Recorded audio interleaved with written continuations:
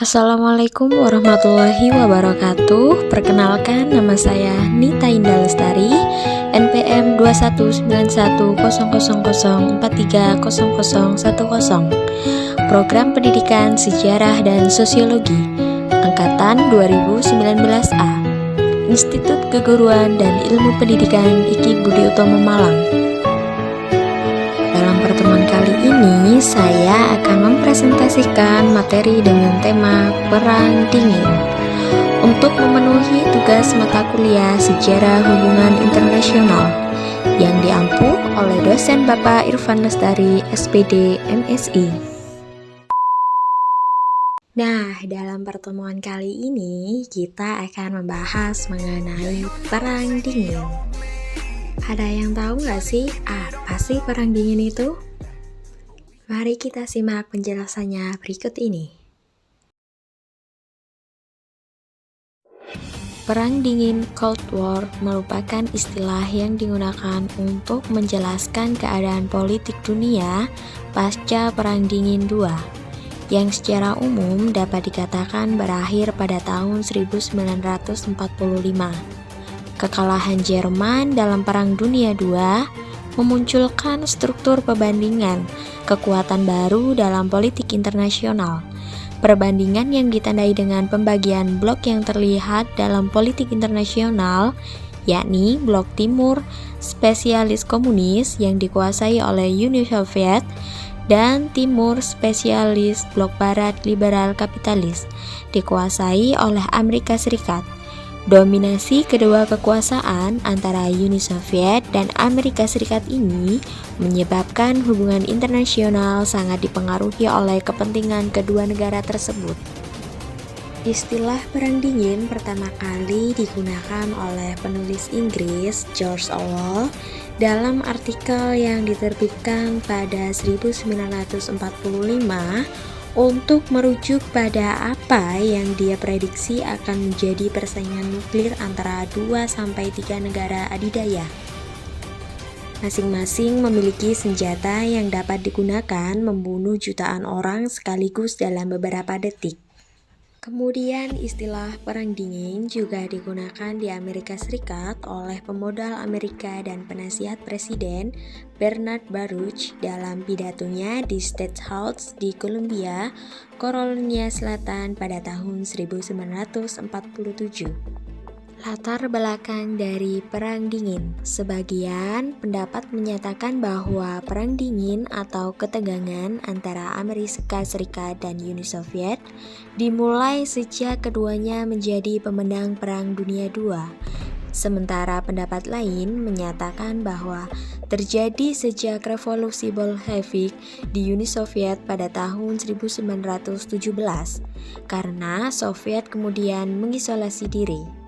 Kemudian konferensi Potsdam pada Juli 1945 juga dianggap menjadi awal mula dari peristiwa Perang Dingin antara Amerika Serikat dan Uni Soviet. Dikutip dari Ensiklopedia Britannica tahun 2015, menyatakan bahwa Perang Dingin dipicu langkah yang diambil Amerika Serikat dan Uni Soviet menjelang berakhirnya Perang Dunia II. Lewat tentara merahnya, Uni Soviet membebaskan negara-negara Eropa Timur dari penduduk pasukan Nazi Jerman.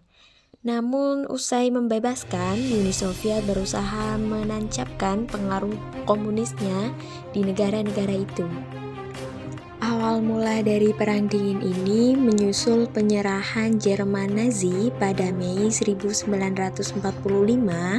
menjelang akhir Perang Dunia II.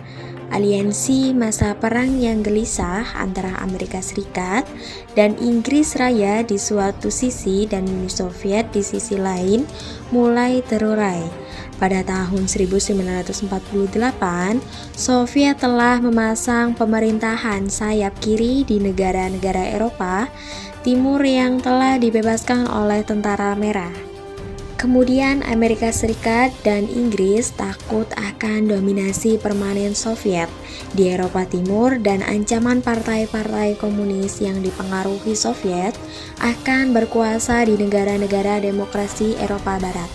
Soviet di sisi lain bertekad untuk mempertahankan keadilan atas Eropa Timur untuk melindungi dari kemungkinan ancaman baru dari Jerman.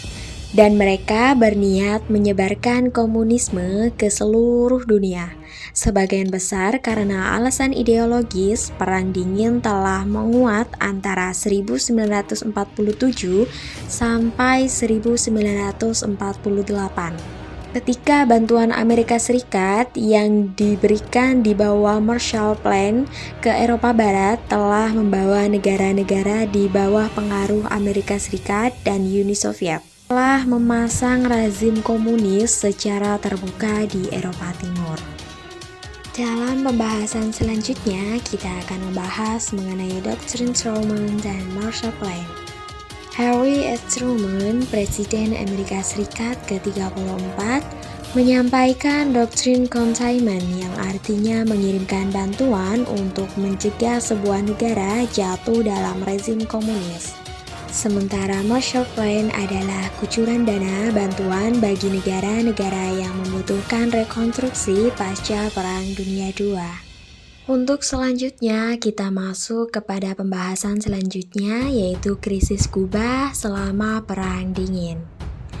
Pada bulan Oktober 1962, di mana terdapat 13 hari paling menegangkan dalam babak Perang Dingin antara Amerika Serikat dan Uni Soviet. Peristiwa menegangkan ini terjadi pada musim gugur 1962. Kala itu, Amerika Serikat bersitegang menuntut Soviet untuk menghentikan proyek pembangunan pangkalan rudal di Kuba.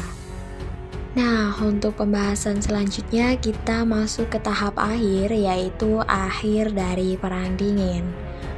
Pada tahun 1980, Uni Soviet mulai mengalami kemerosotan ekonomi yang berdampak negatif pada seluruh kehidupan di dalamnya. Untuk merekonstruksi negaranya, Presiden Uni Soviet Mikhail Gorbachev membentuk sebuah kebijakan baru bernama Perestroika. Perestroika berfungsi untuk mengubah sistem komunisme menjadi lebih demokratis. Di dalam kebijakan tersebut terdapat 3 prinsip utama, yang diantaranya adalah Glasnost atau keterbukaan politik, dan yang kedua adalah demokratisasi atau demokratisasi, dan yang terakhir adalah rule of law.